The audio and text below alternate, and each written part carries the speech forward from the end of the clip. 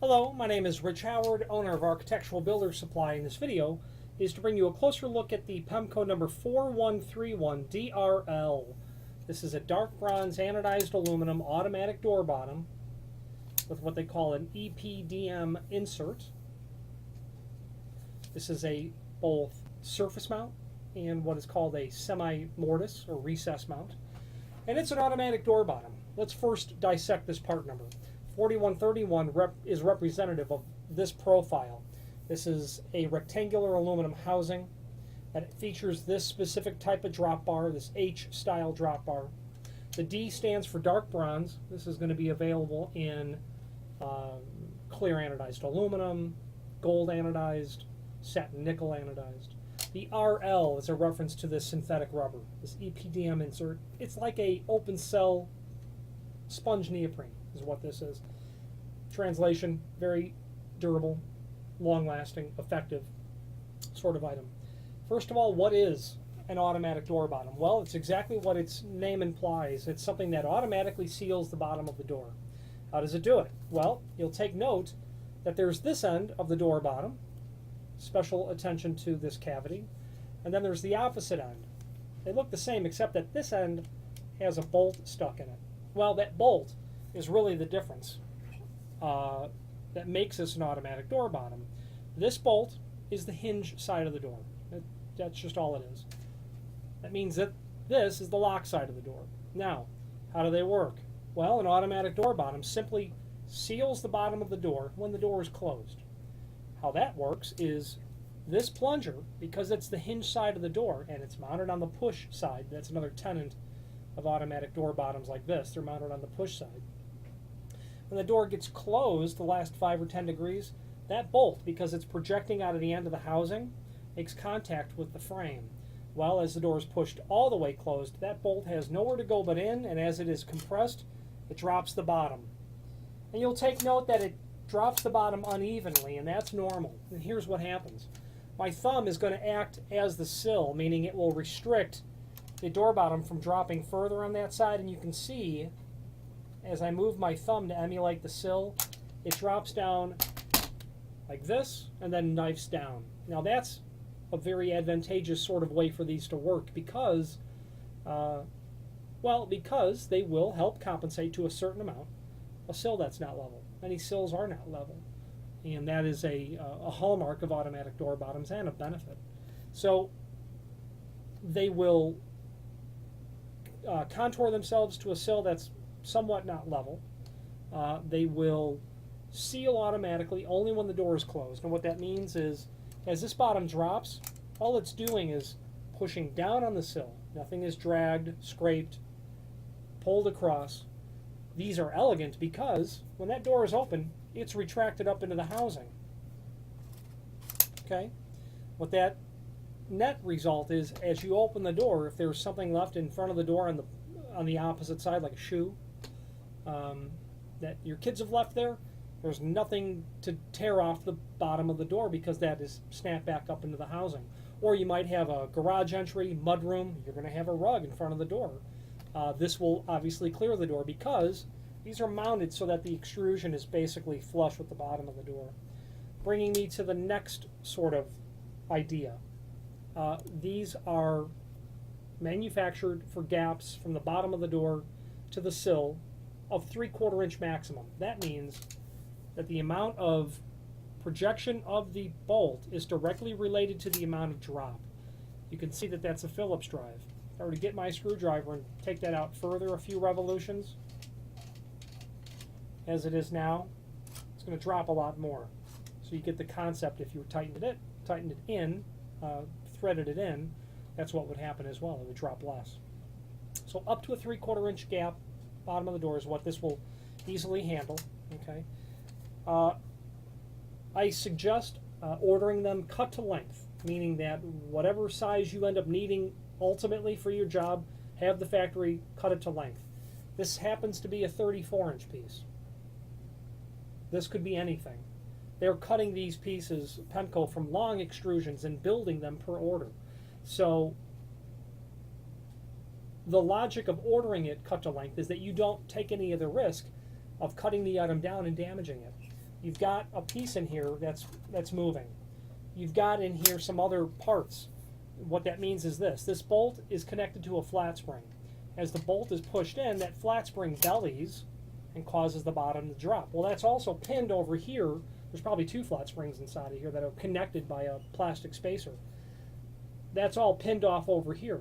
So with this model, you can see that you've got a little bit of room. If this is the effective amount that you can trim it down, you've got a little bit of room over here to trim it down.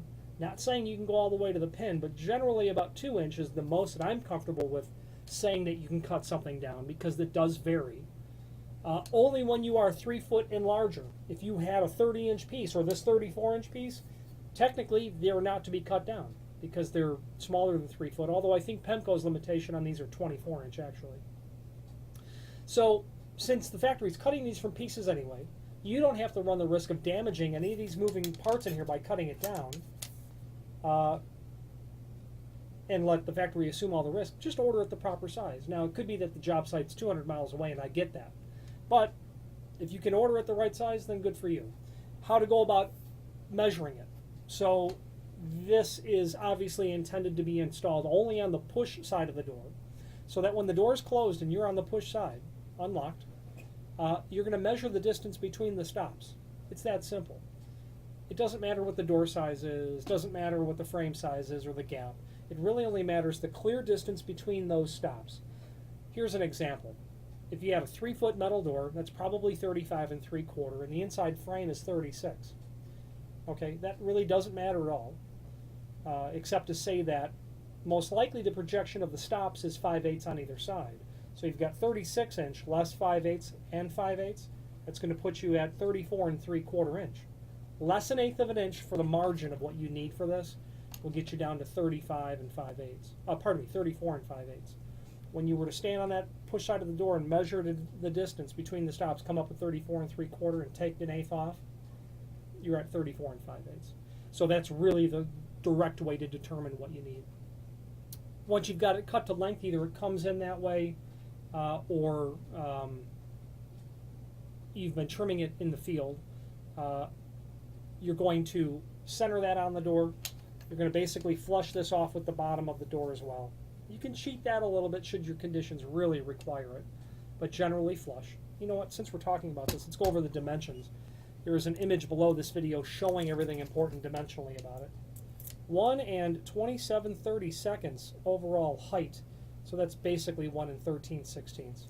You've got a thickness of about 5/8. They're saying 19/32. That image also shows this as a semi-mortise as well. You could mortise the entire bottom of the door for this cavity so that this is flush with the face of the door, and that would make for a very nice installation as well. Obviously, your door is not fire rated if you're doing that, but that would, of course, change how you measure it. Then it matters what the distance is, the opening of the frame, not between the stops, because this is going to make contact now not with the stop itself, but with the rabbet of the frame. So at that point, you'd probably be looking at what is the actual width of the door. If your door is beveled, you might want to account for that a small amount, a 1/16 of an inch, and measure the unit to that size.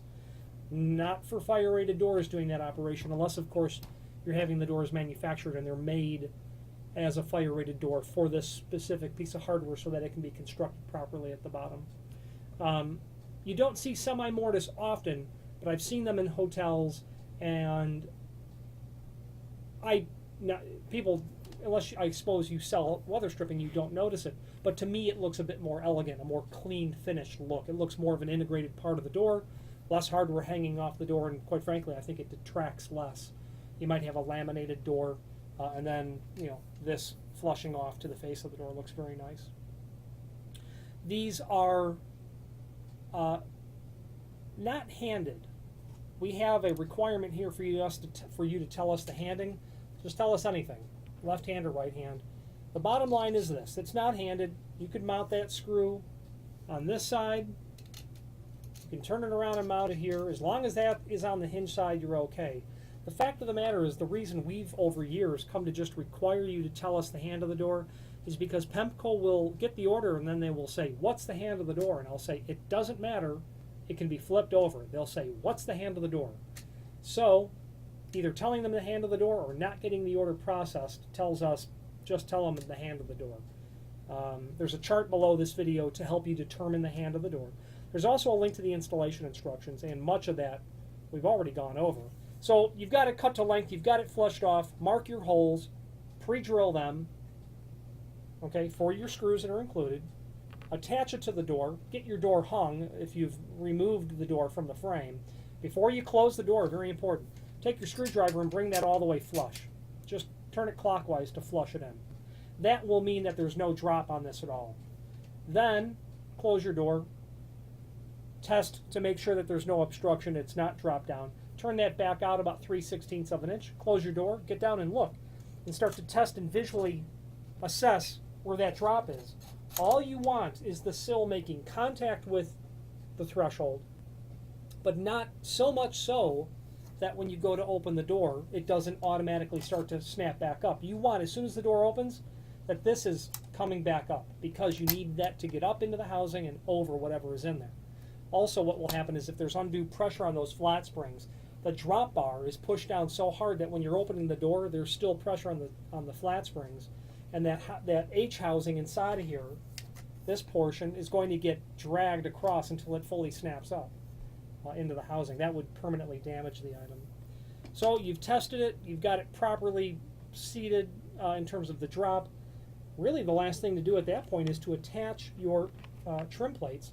You've got one here with a hole, you've got another side that doesn't have that, you've got all the little screws to attach it, you get the idea where that one goes, and then right into the end of the extrusion here and on the other side is where those little screws will go into, giving you that nice, clean, finished sort of look.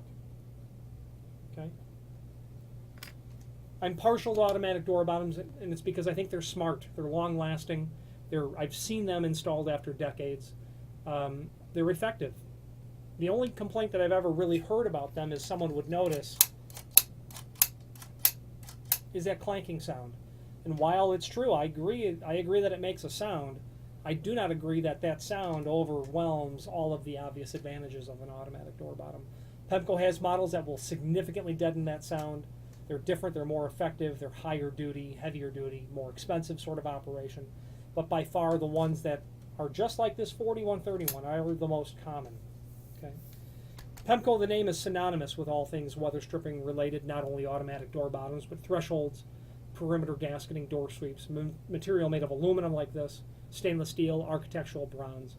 If you have more than an occasional need for weather stripping, by all means, familiarize yourself with their product catalog, which you can link to from below this video. There's a link to the manufacturer page where you can pull up that document and review everything there. Any questions on the Pemko 4131DRL automatic door bottom or any other Pemko product, please feel free to reach out to us. Thank you.